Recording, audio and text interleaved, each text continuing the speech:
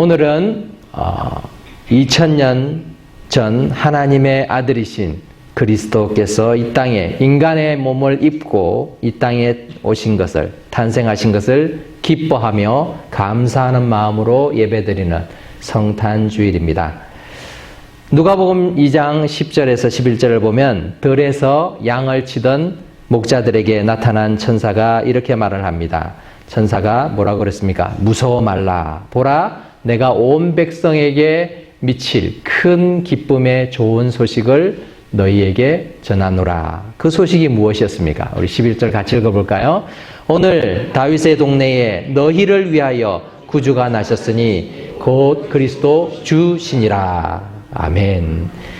예수님의 탄생 소식을 전하는 천사는 이 소식이 온 백성에게 미칠 큰 기쁨의 좋은 소식이다 라고 말하고 있습니다. 왜 그럴까요? 성탄은, 예수님의 탄생은 낮은 곳에 임한 하나님의 구원이기 때문에 그렇습니다. 오늘 본문은 미가라는 선지자가 BC 8세기, 즉 그리스도가 탄생하기 약 700여 년 전에 남유다 왕국에서 활동하면서 기록한 하나님의 말씀이에요. 그러니까 지금으로부터 약 2700여 년 전에 기록한 말씀이라는 거죠. 그 당시에 강대국이었던 아수르는 북이스라엘을 멸망시켜버립니다. 그리고 남유다 왕국마저 계속 침공하면서 위협하고 협박하고 있었습니다. 그러면서 나라가 점점 풍전등화 같은 위태로운 상황 속에서 어떻게 해야지 살아남을 수 있을까? 두려움에 떨고 있던 그러한 시기였다는 것이죠. 그럴 때 하나님께서는 미가에게 구원의 소식을 전하게 하십니다. 이 구원의 소식은 이중 삼중의 의미를 가지고 있는데 그냥 단순히 눈앞에 보이는 아수르나 바벨론 같은 이런 자기들을 침략하려는 그 강대국 손에서 하나님이 건져주시겠다라는 그 약속 너머에 하나님의 놀라우신 구원의 계획이 담겨 있는 것이에요. 하나님의 백성들을 영원히 그리고 완전하게 구원하실 그 강력한 구원자를 내가 보내겠다라고 약속하시는 말씀입니다.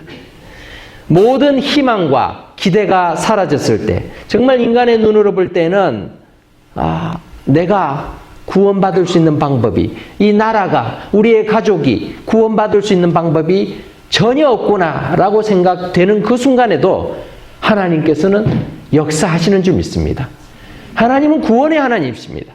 우리가 보기에는 이제는 틀렸다, 이제는 소망이 없다 라고 하실 때도 하나님은 구원의 일을 이루시는데, 근데 놀랍게도요, 사람들이 이렇게 기대할 수 있고 또 예상할 수 있는 그 방식이 아니에요. 하나님께서는 정말 어떻게 저렇게 초라하고 보잘것없는 그러한 현장에서 또는 사람을 통해서 하나님이 일을 하실까라고 생각될 만큼 하나님께서는 그 놀라우신 능력들을 연약한 인생을 통해서도 보여주십니다. 눈에 볼 때 정말 보잘것없이 초라한 그런 마을에서 이스라엘을 다스릴 메시아가 탄생할 것이다 라고 하나님께서는 미가 선지자를 통해서 말씀하고 있습니다. 낮은 곳에 임하는 하나님의 구원은 21세기를 살고 있는 우리 그리스도인들에게는 무엇을 의미할까요? 오늘 말씀을 통해서 성탄의 참된 의미와 은혜를 찾을 수 있기를 바랍니다.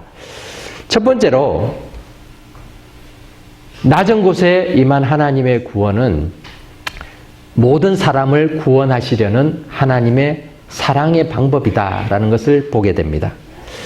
우리 2절 말씀을 다시 읽어보겠습니다. 베들레헴 에브라다야, 너는 유다 족속 중에 작을지라도 이스라엘을 다스릴 자가 네게서 네게로 나올 것이라. 그의 근본은 상고에 영원에 있느니라. 아멘. 유다 지파에 속한 이 베들레헴이라는 마을은 예루살렘에서 남쪽으로 한 7km쯤 떨어진 작은 고을입니다. 구약 시대에는 에브랏, 오늘 미가는 에브라다라고 부르기도 합니다. 에브라시나 에브라다로 이렇게 불려지기도 했습니다. 같은 지명을, 같은 곳을 이렇게 다르게 불렀죠. 이곳은 야곱의 아내인 라헬이 막내 아들인 이 베냐민을 낳다가 상고에 못 이겨서 죽은 그런 곳이기도 합니다. 그래서 슬픔의 그런 도시이기도 합니다. 그곳에 라헬의 무덤이 지금도 있습니다. 베들레헴은 지금은 유대인들보다는 팔레스틴 사람들이 더 많이 거주하는 그 지역에 속해 있는데, 그 지역에 가면은 라헬의 무덤이라고 전해오는 곳이 있어서 성지 순례하는 많은 방문객들을 볼 수도 있습니다. 성경을 많이 읽는 성도들, 또 여러분들은 베들레헴이 이스라엘에서는 예루살렘 다음으로 유명한 도시죠. 그러니까 뭔가 대창하고 대단할 거라고 생각하는데 그렇지가 않아요. 구약시대 베들레헴은 아주 초라하고 보잘것없는 마을에 불과했습니다. 그래서 여호수아가 가나안 땅을 정복하고 유다 지파에게 땅을 분배를 하는데, 그 유다 지파의 그 영역 속에 베들레헴이 있는데, 근데 유다 지파에게 주는 성읍들의 이름이 수십 개가 쫙 이 여호수아서 15장에 보면 나열이 되는데 거기 베들레헴이 나오지도 않아요. 그만큼 초라하고 작은 마을이었습니다. 하지만 미가 선지자는 이 베들레헴이 유다의 수많은 고을 중에 작을지라도 이스라엘을 다스릴 자, 즉 통치자가 메시아가 나올 것임을 오늘 본문에서 말하고 있는 것입니다. 근데 이 통치자는 그 기원을 알 수 없을 만큼 오래전부터다라고 해서 그 신적 기원을 말하고 있죠. 즉 하나님의 그 기원을 가지고 계시는 분이다라는 것을 이렇게 표현하고 있죠. 왜 하나님께서는 이스라엘의 구원자, 아니 온 세상을 구원하실 메시아를 그 당시 사람들조차도 기대하기 어려운 보잘것없는 촌락에서 태어나게 계획하셨을까요? 실제로 미가의 예언대로 예수님은 700여 년 이후에 베들레헴에서 탄생하게 되는데, 예수님이 탄생하실 때까지 미가가 예언한 시간과 700년의 기간이 있어요. 여러분 700년이면요, 뭐 토지 개발이 일어날 수도 있고 도시가 새로 생기기도 할 수 있죠. 근데도 여전히 베들레헴은 아주 보잘것없는 마을의 그런 모습을 가지고 있었습니다. 예수님이 베들레헴에서 탄생하실 때에도 베들레헴은 결코 그렇게 아름다운 도시도 아니었고, 그리고 그렇게 번성한 도시도 아니었습니다. 심지어 예수님이 베들레헴 그곳에서 탄생하시는 그 순간에 예수님이 탄생하신 곳은 어떤 곳이었습니까? 부자들이, 뭐 베들레헴에도 그런 부자가 있었겠죠. 유력한 사람이 있었을 것입니다. 부자의 집도 아니고 여관도 아니고 머물 데가 없어서 가축과 함께 있는 그러한 장소에서 탄생하셔야만 했습니다. 허름하고 열악한 장소에서 태어나셨을 뿐만 아니라 강보에 싸맨 그런 아기 예수님은 구유에 누여야만 했습니다. 이처럼 온 세상의 구주로 오시는 구원자인 메시아로서의 모습으로는 너무나 맞지를 않다라는 거죠. 왜 하나님은 그렇게 예수님을, 이 땅에 그리스도를, 메시아를 그런 모습으로 보내셨을까요? 예수님은 가장 낮고 천한 자리로 오셨어요. 그렇게 하셨기 때문에 누구나 예수님께 나아갈 수 있게 된 것이죠. 예수님의 탄생을 가장 먼저 찾아와서 축하하고 경배한 사람들은 들에서 양을 치던 목자들이었습니다. 그 당시 사회에서는 목자는 그다지 높은 지위의 사람들이 아니었죠. 그 신분 자체가 그냥 보통 사람, 또 목자들 중에서도 부유한 사람이 있었겠지만 들에서 밤에 양을 지켜야만 하는 그러한 사람들은요, 아주 가난하고 낮은 그러한 지위에 있던 사람들이었습니다. 그런데 이러한 사람들에게 천사가 나타나서 예수님의 탄생을 알려주었습니다. 만일 예수님이 그 시대에 예루살렘에 왕이 살고 있던 왕궁에서 탄생하셨다면 어떻게 한밤중에 들에서 양치던 목자들이 예수님 앞에 나와서 경배를 할 수 있었겠어요? 할 수 없었죠. 그냥 뭐 성문에서 벌써 차단되었을 것입니다. 대제사장이나 귀족들 또는 동방박사 정도의 위치쯤 되어야, 그런 자격이 되어야 왕궁에서 탄생하신 메시아를 만날 수 있지 않았겠어요? 근데 하나님은 그렇게 하기를 원치 않으셨다는 거죠. 가장 낮은 자리에 있는 사람들조차도 만날 수 있게 하시기 위해서 구유에 놓인 그 예수님, 그 예수님을 목자들이 가장 먼저 만날 수 있도록 하신 것입니다. 디모데전서 2장 4절을 보면은 하나님은 모든 사람이 구원을 받으며 진리를 아는 데 이르기를 원하신다. 모든 사람에게 구원을 주시는 그 하나님의 은혜를 우리는 구유에 누인 예수님을 통해서 볼 수 있는 것입니다.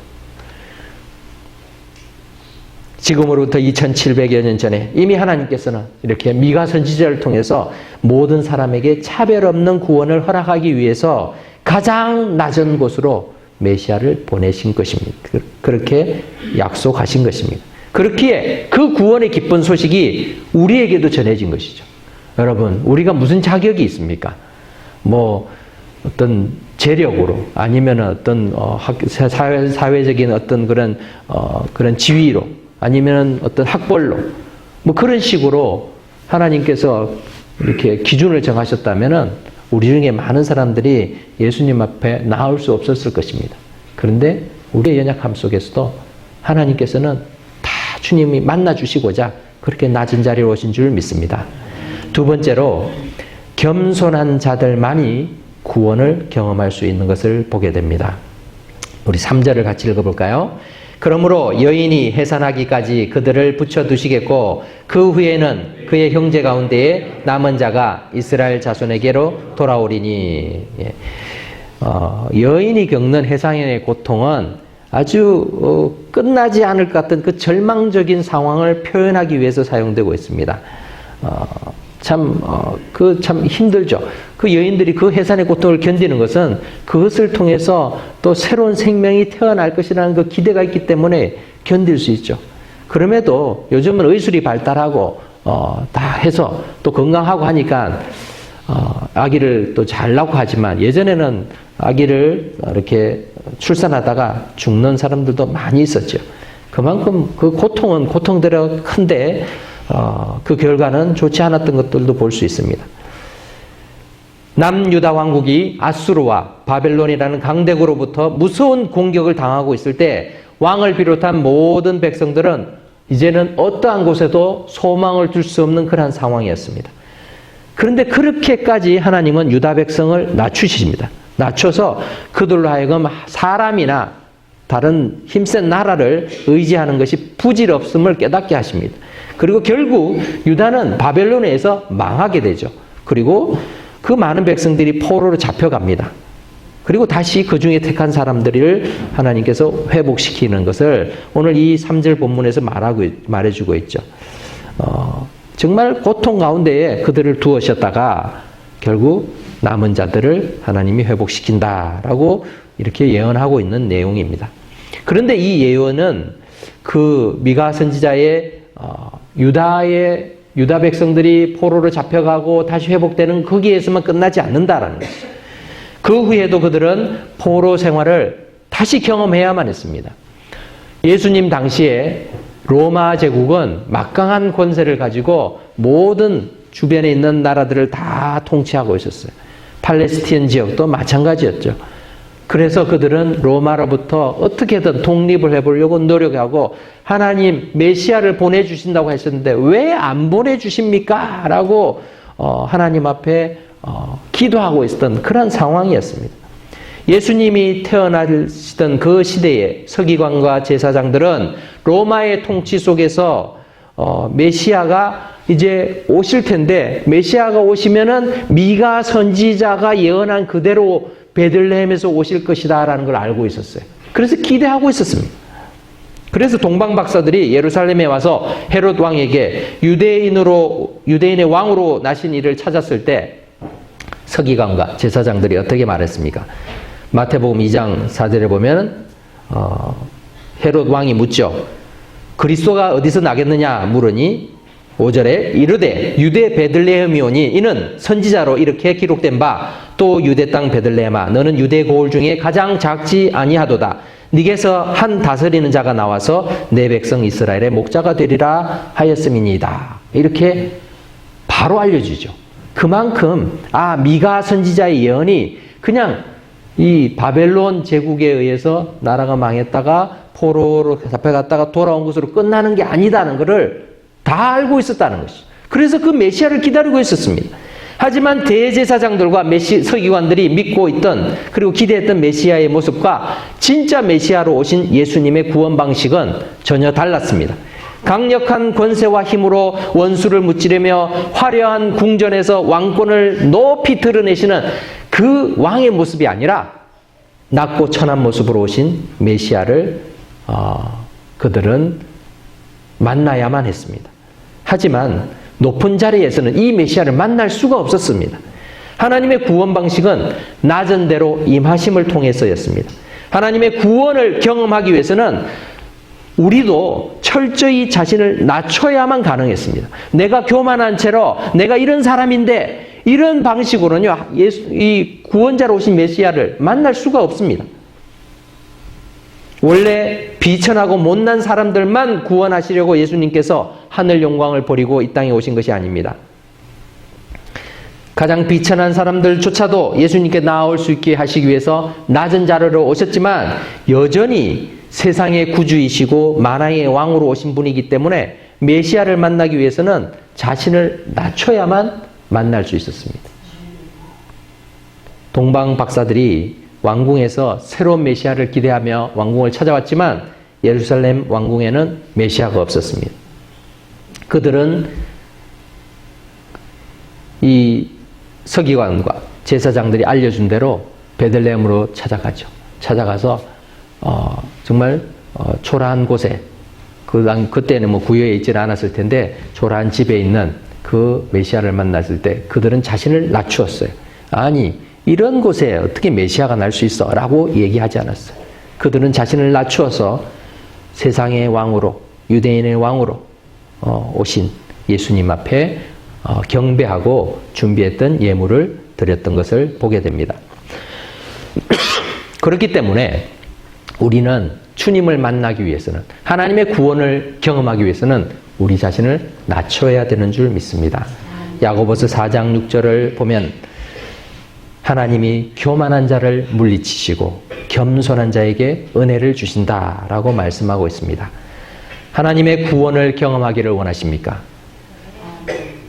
예, 우리는 하나님의 구원을 경험해야 되죠. 그러기 위해서는 자신을 낮추시사 우리를 섬기기 위해서 오신 예수님처럼 우리 자신도 먼저 낮추고 겸손한 마음으로 주님 앞에 나와야 될 줄 믿습니다. 그렇게 할 때에 우리 모두가 하나님의 구원을 예수 그리스도를 통해서 경험하게 될 줄 믿습니다. 마지막으로 이 낮아진 구원자는 다시 영광의 자리에 오르신다라는 것을 또한 보여주고 있습니다. 4절 말씀 우리 같이 읽어보겠습니다. 시작. 그가 여호와의 능력과 그의 하나님 여호와의 이름의 위엄을 의지하고 서서 목축하니 그들이 거주할 것이라. 이제 그가 창대하여 땅 끝까지 미치리라. 아멘. 미가 선지자는 그런 환상 중에 참 하나님 주신 그 예언을 봅니다. 보는데 메시아가 초라한 곳에서 나올 거지만 이 메시아가 결국은 당신의 백성들을 이끄시고 다스리죠. 목축한다는 것, 다스린다는 것. 다스리고 함께 하시고 그들이 거기서 거주한다. 그런데 그 다스림이 하나님의 능력과 하나님의 그 위엄을 가지고 하신다는 것이. 그 메시아는 창대하여 땅끝까지 미칠 것이다 라고 예언하고 있습니다. 그리스도로 오실 이 메시아는 창대할 것이고 그의 통치는 땅끝까지 미치게 됩니다. 이것이 예수님이 다시 오실 때 완성되는 모습이죠. 미가는 이 모든 것을 한꺼번에 보고 있는 것입니다. 실제로 그리스도이신 예수님은 예언대로 작고 초라한 베들레헴에서 탄생하셨습니다. 그런데 그의 인생은 어땠습니까? 예수님 인생은요, 그의 죽으심은 더 비참하고 실망스러웠기에 만일 우리가 예수님의 죽으심까지만 본다면요, 예수님의 대한 이 미가의 예언은 틀린 것이죠. 그러나 하나님께서는 십자가에 죽으신 그리스도를 살리셨고 하늘에 올리셨으며 지금도 세상의 모든 성도들을 성령님을 통해서 함께하고 계십니다. 그리고 또한 다시 오셔서 그 영광스러운 통치를 모든 피조물이 경험하게 하실 것이기 때문에 우리는 미가 선지자를 통해서 하나님이 2700여 년 전에 약속하신 그 구원의 말씀이 앞으로 계속 이루어져 가고 있음을 우리는 믿고 소망 가운데 주님의 다시 오심을 기다리고 있는 것입니다. 그렇기에 우리에게는 예수 그리스도의 성탄이 기쁨의 시간뿐만 아니라 우리에게는 다시 소망의 시간으로 함께 이어져 가는 것입니다. 말씀을 맺겠습니다. 하늘의 영광을 잠시 버리시고 낮아지셔서 인간으로 이 땅에 오시면서도 가장 낮은 자리까지 자신을 낮추신 그 예수님은 겸손과 섬김을 통해서 하나님의 구원이 온 세상 모든 사람에게 이룰 수 있게 하셨습니다. 이 생명의 구원자를 만나야 합니다. 이 생명의 구원자를 만나시기 위해서는 우리 자신을 낮추고 주님 앞에 나와야 되는 줄 믿습니다. 우리는 오늘 성탄의 기쁨을 함께 하면서 성탄주일 하나님께서 약속하신 만왕의 왕, 온 세상의 구주 되시는 이 예수님이 2000년 전에 탄생한 것만 가지고 축하하고 기뻐하는 것이 아니라 그 주님께서 다시 오심을 기대하면서 우리가 기쁨과 소망 가운데에서 주님의 탄생을 축하하고 기뻐하며 또 경배하며 찬양하는 삶을 살아가는 저와 여러분 되시기를 주의 이름으로 축복합니다. 기도하겠습니다.